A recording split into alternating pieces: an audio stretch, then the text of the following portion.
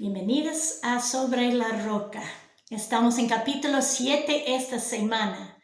Espero que ya lo leyeran con los devocionales durante la semana. La semana pasada estudiamos el llamado a vivir muertas al pecado y ser siervas de justicia. Entre capítulo 6 y luego capítulo 8, que nos hablará de la vida en el Espíritu, Pablo define el problema por lo cual hace falta el remedio de capítulo 8. Y vamos a esperar tocar eso la semana que viene. Pero hoy vamos a mirar bien el problema del pecado en capítulo 7. Primero Pablo hace entender a los que reciben la carta que convertirse a ser un judío y seguir la ley no es el remedio para el pecado. Leeremos Romanos 7, versículos 1 hasta 6, que dice: ¿Acaso ignoráis, hermanos? Pues hablo con los que conocen la ley, que la ley se enseñorea del hombre entre tanto que éste vive, porque la mujer casada está sujeta por la ley al marido mientras éste vive. Pero si el marido muere, ella queda libre de la ley del marido. Así que si en vida del marido se uniere a otro varón, será llamado adúltera. Pero si su marido muriere, es libre de esa ley. De cual manera que si se uniere a otro marido, no será adúltera. Así también vosotros, hermanos míos, habéis muerto a la ley mediante el cuerpo de Cristo, para que seáis de otro, del que resucitó de los muertos, a fin de que llevemos fruto para Dios. Porque mientras estábamos en la carne, las pasiones pecaminosas que eran por la ley obraban en nuestros miembros, llevando fruto para muerte. Pero ahora estamos libres de la ley, por haber muerto para aquella en que estábamos sujetos. De modo que sirvamos bajo el régimen nuevo del Espíritu y no bajo el régimen viejo de la letra. La ley tuvo su propósito en la historia. Reveló la santidad de Dios y aclaró lo lejos de esa santidad que estuvo el ser humano. Pero la ley no pudo proveer salvación. Solo ofreció una manera de satisfacer la ira de Dios provisionalmente por medio de sacrificios hasta la muerte de Cristo. Y en Cristo uno puede morir al pecado y ser perdonado. Eso nos hace libre de la condenación de la ley. Tal como en la vida cotidiana, la muerte de una persona le pone fuera del alcance de la ley. Dio el ejemplo de que la muerte de un esposo cumplió el pacto de matrimonio e hizo libre a su cónyuge a legalmente volver a casarse. Y versículo 4 dice: habéis muerto a la ley mediante el cuerpo de Cristo. Lo que la ley no pudo hacer, la vida y la muerte de Cristo sí. Respaldaremos esto en los devocionales con otras citas bíblicas. Entonces, la pregunta: ¿está mal la ley? Leeremos Romanos 7, versículos 7 hasta 13. ¿Qué diremos pues? ¿La ley es pecado? En ninguna manera. Pero yo no conocí el pecado sino por la ley, porque tampoco conociera la codicia si la ley no dijera: no codiciarás. Mas el pecado, tomando ocasión por el mandamiento, produjo en mí toda codicia. Porque sin la ley el pecado está muerto. Y yo sin la ley vivía en un tiempo, pero venido al mandamiento el pecado revivió y yo morí. Y hallé que el mismo mandamiento que era para vida a mí me resultó para muerte. Porque el pecado, tomando ocasión por el mandamiento, me engañó y por él me mató. De manera que la ley a la verdad es santa y el mandamiento santo, justo y bueno. Luego, ¿lo que es bueno vino a ser muerte para mí? En ninguna manera, sino que el pecado, para mostrarse pecado, produjo en mí la muerte por medio de lo que es bueno, a fin de que por el mandamiento el pecado llegase a ser sobremanera pecaminoso. La ley sirvió como maestro para iluminar el pecado, pero el corazón, más veces que no, responde en rebelión a vivir una vida agradable a Dios que en buscar a Dios.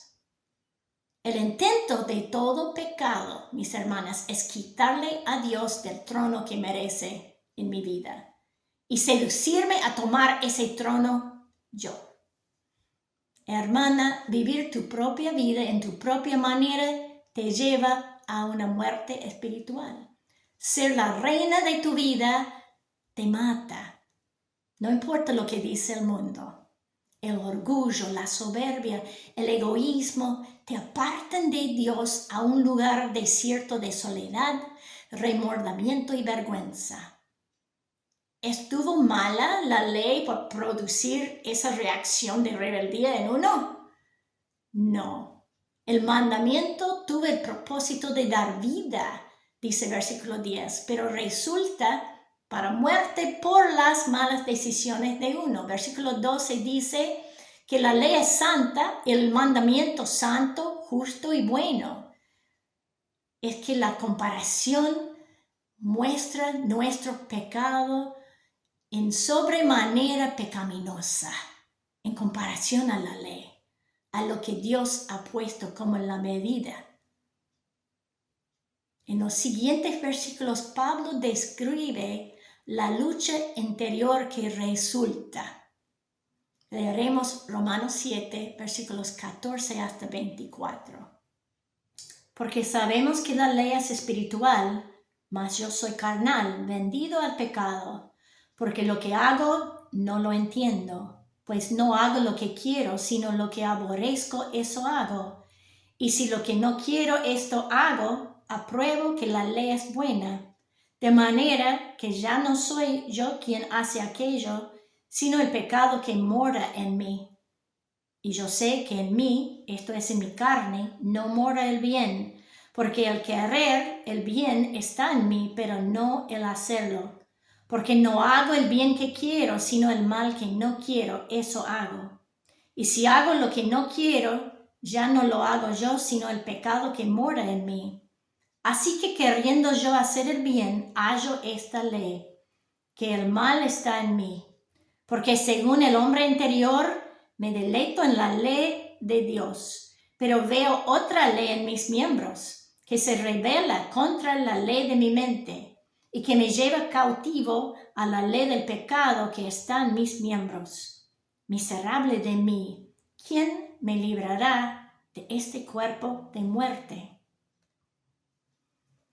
Hermana, ¿has luchado con vos misma en esa manera?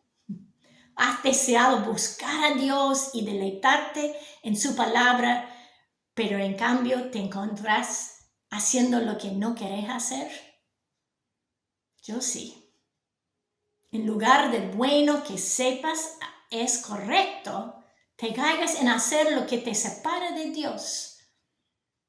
El pecado con que naciste mora en tu vida y no encontrás victoria.